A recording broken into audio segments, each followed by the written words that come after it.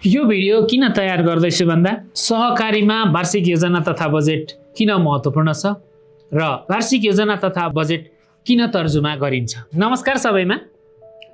यो भिडियोमा हामी सहकारी संस्थाले आफ्नो वित्तीय तथा सामाजिक लक्ष्यहरू कसरी प्रभावकारी रूपमा हासिल गर्न सक्छ भन्ने विषयमा कुरा गर्दैछौँ। यदि तपाईलाई यो भिडियो मन पर्छ भने च्यानललाई सब्स्क्राइब र लाइक गर्न नबिर्सिनुहोला। नमस्कार, म सचिन भट्टराई। विगत 20 वर्षदेखि सहकारी क्षेत्रमा छु। विशेष गरेर आइसिएस नेपालमा रहेर सहकारी क्षेत्रको वित्तीय विश्लेषण र योजनामा काम गरिरहेको छु र सहकारी संस्थाहरूलाई परामर्श सेवा पनि उपलब्ध गराइरहेको छु। मैले यो भिडियो तयार गर्नुको मुख्य कारण के हो भने हामी सबै सहकारीलाई उत्कृष्ट र सफल बनाउन चाहन्छौँ। तर जसरी पाइलटले विमानलाई उडाउन र डाक्टरले बिरामीलाई जाँच गर्न एउटा निश्चित सिस्टम फलो गर्छन्, त्यसरी नै सहकारीलाई सही दिशामा डोर्याउन पनि एउटा स्पष्ट मार्गचित्र र सिस्टम चाहिन्छ।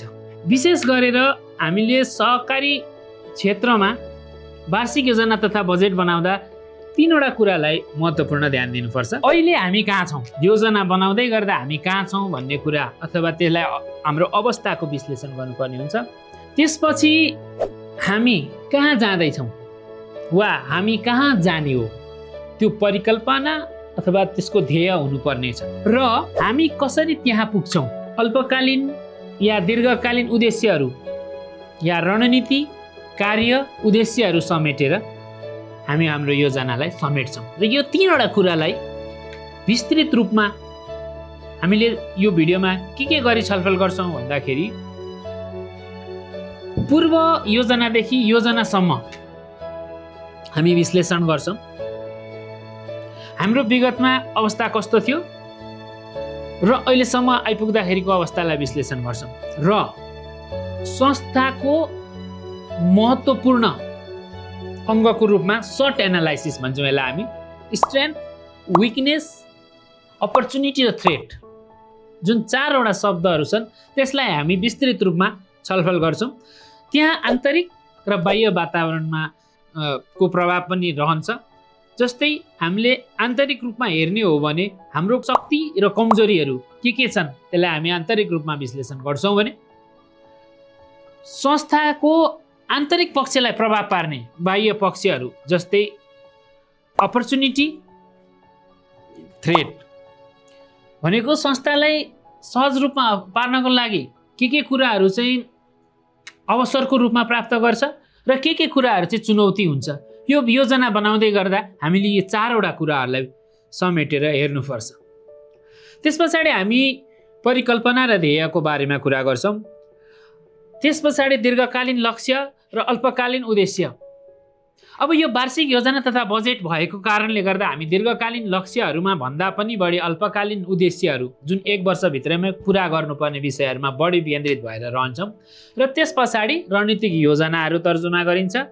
त्यो योजना पुरा गर्नको लागि के क्रियाकलापहरू गर्नुपर्छ ती क्रियाकलापहरूको बारेमा राखिन्छ र ती क्रियाकलापहरू गर्नको लागि लाग्ने बजेट जुन खर्च गर्नुपर्ने हुनसक्छ ती कुराहरूको बजेट निर्माण गरिन्छ र योजनाको कार्यान्वयनको लागि के गर्नुपर्छ त्यो कुरा पनि वार्षिक योजना बजेटमा समेट्ने र त्यो योजनालाई सफल पार्नको लागि अनुगमन र मूल्याङ्कन त्यत्तिकै महत्त्वपूर्ण हुन्छ। त्यो कुराहरू पनि राख्ने र अन्त्यमा समग्र वार्षिक योजना तथा बजेट कस्तो बन्यो र त्यसले कसरी काम गर्यो भन्ने कुराको समयमा पृष्ठपोषण फिडब्याक लिइसकेपछि हाम्रो वार्षिक योजना तथा बजेट पुरा हुन्छ। अब यो योजना निर्माण गर्ने प्रक्रिया भनौँ या अथवा यसले समेट्ने विषयवस्तुहरू चाहिँ के छ त भन्दाखेरि सबैभन्दा पहिला हामीले वार्षिक योजना बजेटको पृष्ठभूमि तयार गर्नुपर्छ। वार्षिक योजना बजेटमा अघिल्लो वर्ष गरेको योजनाको समीक्षा गर्नुपर्छ जसले गर्दा हामीलाई वार्षिक योजना बजेट अब बनाउने कुरामा कतिपय कमजोरीहरू के भए भन्ने कुरा समेट्छ। त्यस पछाडि वातावरण विश्लेषण। यो वातावरण विश्लेषणको बारेमा त अघि पनि हामीले धेरै चर्चा गऱ्यौँ जसलाई सर्ट एनालाइसिस भनेर, त्यसमा पनि हामी 1 by 1 आउँछौँ। त्यस पछाडि परिकल्पना, संस्था कहाँ पुग्ने, भिजन, दूरदृष्टि र ध्येय, त्यो दूरदृष्टिलाई पुरा गर्नको लागि चालिने कदम, जसलाई मिसन पनि भन्छौँ, त्यो भनेको दूरदृष्टि परिकल्पनामा पुग्न सुरु गरिने यात्रा। त्यस पछाडि वार्षिक उद्देश्यहरू निर्माण गर्ने, वार्षिक नीति तथा कार्यक्रमहरू तर्जुमा गर्ने र लक्ष्य निर्धारण गर्ने। लक्ष्य निर्धारण गरिसकेपछि योजना बनाउने र वार्षिक बजेट तथा वित्तीय संरचना, जसलाई बजेट भनेर हामी भन्छौँ, र अन्त्यमा चाहिँ योजनाको अनुगमन र मूल्याङ्कन। त्यस पछाडि सम्पूर्ण वार्षिक योजना बनिसकेपछि त्यसको पृष्ठपोषण र पृष्ठपोषणको आधारमा फेरि हामी पुनः संस्थाको वार्षिक योजना बजेट अर्को वर्ष निर्माण गर्दाखेरि अघिल्लो वर्षका योजना र पृष्ठपोषणहरूलाई समावेश गरेर फेरि नयाँ वार्षिक योजना निर्माण गर्छौँ। अब लागौँ वार्षिक योजनाको सबैभन्दा महत्त्वपूर्ण पहिलो अंशमा, जहाँनेर वार्षिक योजना बजेटको पृष्ठभूमि किन बनाउने भन्दाखेरि सहकारी संस्था स्थापना कसरी भयो, सहकारी संस्थाले के गतिविधिहरू गरिरहेको छ र यी कुराहरूलाई योजनामा समेट्दा र संस्थाको अवस्था कसरी यहाँसम्म आइपुग्यो भन्ने कुरा हामीले यसमा राख्नुपर्छ। र विशेष गरेर पृष्ठभूमि तयार गर्दाखेरि संस्थाले 3वटा अनुच्छेदमा तयार गर्नुपर्छ। पहिलो अनुच्छेदमा संस्थाको औचित्य, स्थापनाको औचित्य र उद्देश्य, यसलाई अझ विस्तृत रूपमा भन्नुपर्दा सहकारी संस्था स्थापना गर्दा के गरियो, कसरी स्थापना गरियो, स्थापना गर्दाखेरिका ती व्यक्तिहरू को हुनुहुन्थ्यो, त्यतिखेरको तदर्थ समिति के थियो, लगायतका कुराहरू पहिलो अनुच्छेदमा हामी राख्छौँ, जसले गर्दाखेरि सहकारी संस्थाको विगतको अवस्था के थियो, सहकारी संस्था कसरी सुरु भएको थियो भन्ने कुरा जानकारी हुन्छ। त्यस पछाडि दोस्रो अनुच्छेदमा संस्था विकासको लागि हालसम्म गरेका प्रयासहरू, विशेष गरेर आर्थिक रूपमा कसरी संस्था सुरु गरियो, ती कुराहरू यसमा समेटिन्छ। जस्तै उदाहरणको लागि एउटा सहकारी संस्था स्थापना भयो, जुन सहकारी संस्था स्थापना गर्दाखेरि एकजना व्यक्ति बराबर 50 पैसाबाट सुरु गरियो। आजभन्दा 20 वर्ष अगाडि सहकारी संस्था सुरु गरियो, 25 जना व्यक्तिहरूले 50 पैसाबाट सुरु गर्नुभयो र त्यो सहकारी संस्था आज 50 करोड भन्दा माथिको पुँजी निर्माण गरिसकेको छ भने हो। यस्तो कुराहरू चाहिँ यो अनुच्छेदमा आउनु पर्यो, 2 नम्बर अनुच्छेदमा। र तेस्रो अनुच्छेदले चाहिँ आगामी वार्षिक कार्ययोजना अथवा अब बन्ने योजना कस्तो हुन्छ, के कुराहरू यसले समेट्छ भन्ने कुराको सारांश। र यति कुरा भयो भने हाम्रो पृष्ठभूमि तयार हुन्छ, वार्षिक योजना तथा बजेट निर्माणको पृष्ठभूमि तयार हुन्छ। र यति गरिसकेपछि सहकारी संस्था के हो, कस्तो हो भन्ने कुराको जानकारी हुन्छ। र त्यस पछाडि दोस्रो नम्बरमा अघिल्लो वार्षिक योजनाको समीक्षा गर्ने। अब यहाँ धेरैजनालाई लाग्न सक्छ वार्षिक योजना हामीले पहिलोचोटि बनाउँदैछौँ, अघिल्लो वार्षिक योजनाको समीक्षा कसरी गर्ने भन्ने कुरा हुनसक्छ। अब यस्तो अवस्थामा चाहिँ हामीले अघिल्लो वर्ष हामीले लक्ष्य निर्धारण गरेका छैनौँ, हाम्रो अवस्था जे छ भने यहाँनेर तपाईँहरूले यो स्किप गर्नुपर्ने नि हुनसक्छ, किनकि हामीसँग गत वर्षको तुलना गर्ने गरी हामीले योजना निर्माण गरेका छैनौँ भने यसलाई अब हामीले आगामी दिनमा अर्को वर्षमा मात्रै यसमा राखिन्छ। तर अब यदि हामीले अघिल्लो वर्ष तय गरेका छौँ भने चाहिँ यहाँ के कुराहरू समेटिन्छ भन्दाखेरि पहिलो कुरो त के विषयमा हामीले योजना बनाएका थियौँ ती विषयवस्तुहरू समेट्नु पर्यो र हाम्रो लक्ष्य के थियो र बिचमा हामीले लक्ष्य बनाउँदै गर्दा केही कुराहरू चाहिँ अब लक्ष्य पुरा गर्न सकिँदैन अथवा लक्ष्य पुरा भइसक्यो, अब यसलाई फेरि अर्को लक्ष्य बनाउनुपर्छ अथवा लक्ष्य थप्नुपर्छ या घटाउनुपर्छ भनेर कुनै संशोधित लक्ष्यहरू तर्जुमा गर्नुभएको थियो भने त्यो संशोधित लक्ष्यलाई पनि यसमा समावेश गर्नुपर्छ। र त्यस पछाडि यदि संशोधित छ भने संशोधितसँग प्रगति, अहिले भएको प्रगतिको तुलना गर्ने, यदि संशोधन छैन भने लक्ष्यसँग तुलना गर्ने। र यो दुईटा तुलना गरिसकेपछि के फरक प्राप्त भयो र प्रगति के भयो र फरक के आयो र उपलब्धि चाहिँ कति प्रतिशत भयो र त्यो फरक पर्नुको कारण के हो भनेर यो एउटा टेबलमा हामीले राख्नुपर्छ। जस्तो उदाहरणको लागि एउटा सेयर वृद्धिको लागि हामीले लक्ष्य लिएको थियौँ। हामीले वार्षिक लक्ष्य लिएको थियौँ 1000 जना सदस्य वृद्धि। तर हामीले काम गर्दै जाँदाखेरि 6 महिनामा सदस्यता वृद्धि 1000 होइन, हामीले 1100 जना सदस्य वृद्धि गऱ्यौँ 6 महिनामै भने अब हामीले यसलाई संशोधन गरेर फेरि 1500 वृद्धि गर्ने भनेर संशोधन राख्यौँ।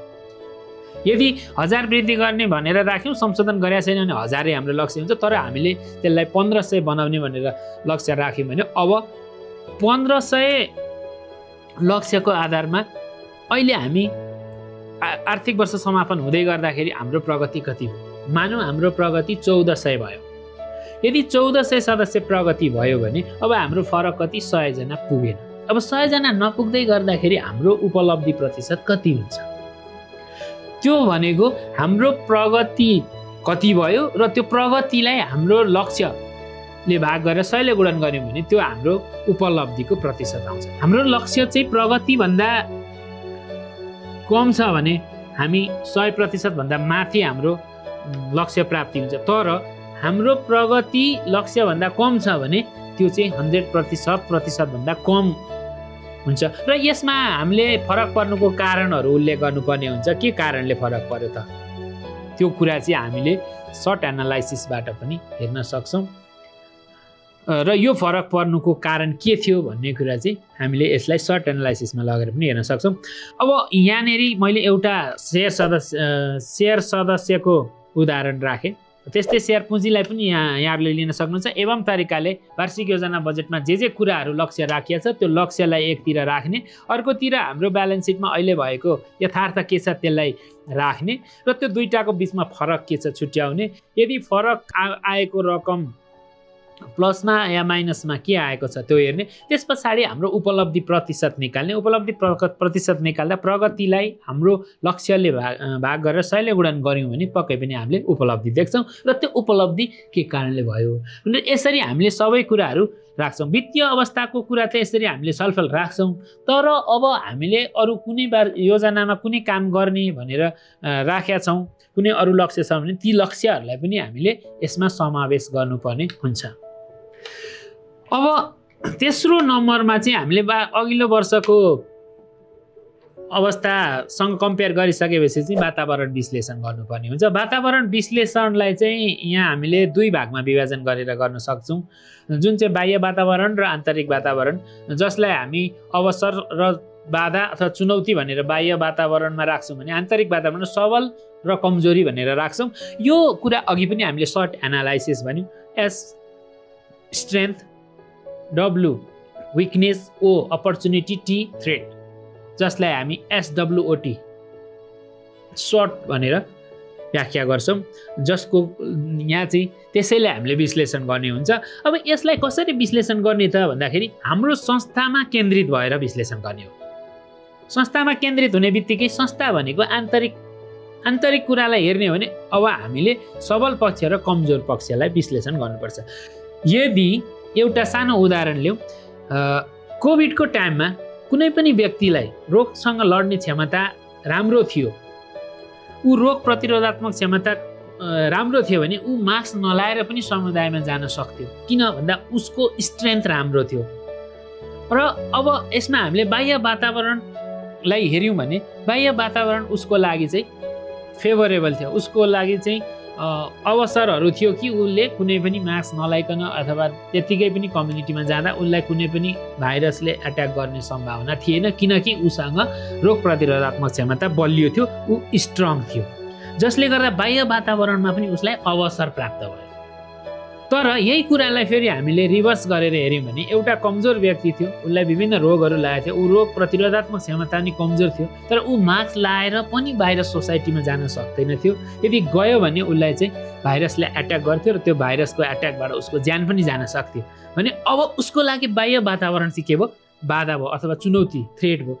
किन भन्दा उसको आन्तरिक रूपमा ऊ कमजोर भएको कारणले गर्दा उसलाई बाह्य वातावरण थ्रेट भयो। हो, अब यहाँ हामीले सहकारी संस्थामा योजना बनाउँदा पनि यिनै कुराहरूको विश्लेषण गर्नुपर्छ। यदि हाम्रो स्ट्रेन्थ राम्रो केमा छ र त्यो स्ट्रेन्थ बाह्य वातावरणमा हाम्रो लागि अवसर हुन्छ कि हुँदैन, र अर्को कुरा हामी केमा कमजोर छौँ र त्यो हाम्रा लागि बाह्य वातावरण बाधा छ या चुनौती छ अथवा थ्रेट छ भन्ने कुरा चाहिँ हामीले यहाँ विस्तृत रूपमा हेर्नुपर्छ। यो एनालाइसिस हामीले गर्नुपर्छ। यदि यो कुराहरू हामीले एनालाइसिस गर्दा के कुरालाई समेट्ने त भन्दाखेरि पहिलो कुरो त हामीले यो कुरालाई बाह्य वातावरण र आन्तरिक वातावरणमा छुट्याउनुपर्छ। आन्तरिक वातावरण भन्ने बित्तिकै हाम्रो वित्तीय अवस्थालाई विश्लेषण गर्नुपर्छ, जुन पल्सको कुराहरू छ। त्यसको बारेमा हामी गयौँ भने धेरै समय लाग्छ। त्यसले गर्दाखेरि यसलाई अहिले यति नै बुझौँ। वित्तीय अवस्था कस्तो बनाउने भन्ने कुरालाई हेर्ने, त्यस पछाडि वित्तीय अवस्था कमजोर छ कि सबल छ कि हामी कमजोर छौँ कि स्ट्रेन्थ छ भन्ने कुरा हेर्ने। जस्तो एउटा उदाहरणको लागि हामीलाई सेयर सदस्यता वृद्धि गर्नु छ, तर हाम्रो सहकारी संस्थाको कार्यक्षेत्र कुनै एउटा नगरपालिका अथवा कुनै पनि एउटा निश्चित एरियाको एउटा वडा मात्रै छ र अहिले हामीले त्यो वडामा भएका सबै घरधुरीमा सदस्यता बनाइसकेका छौँ भने अब हामी सदस्यता वृद्धि गर्ने योजनामा जाँदैछौँ भने अब हाम्रो लागि चाहिँ त्यो चुनौती हुन्छ, किनकि हामीसँग कार्यक्षेत्र सानो छ। त्यसले गर्दा अब हामीलाई बाह्य वातावरण चाहिँ चुनौती हुनसक्छ। त्यसले गर्दा अब हामी त्यसको लागि चाहिँ कसरी योजना बनाउने भन्दा पहिलो कुरो त हामीले कार्यक्षेत्र कसरी वृद्धि गर्ने भन्ने योजना बनाएर कार्यक्षेत्र वृद्धि गर्ने योजना बनाउनु पर्ने हुन्छ पहिले, र अनि सदस्यता वृद्धि। तर त्यही कुरालाई फेरि हामीले रिभर्समा हेऱ्यौँ भने कुनै पनि एउटा संस्थाको कार्यक्षेत्र एउटा नगरपालिका भरि छ, तर त्यहाँको जनसङ्ख्या त्यहाँको घरधुरी अनुसारको सदस्यता वृद्धि गरिसकेको छैन भने अब हाम्रो लागि सदस्यता वृद्धि चाहिँ अपर्च्युनिटी बन्न सक्छ। किनकि त्यो हाम्रो स्ट्रेन्थ के छ भन्दा हाम्रो कार्यक्षेत्र वृद्धि, हाम्रो कार्यक्षेत्र पहिले नै ठुलो फराकिलो छ।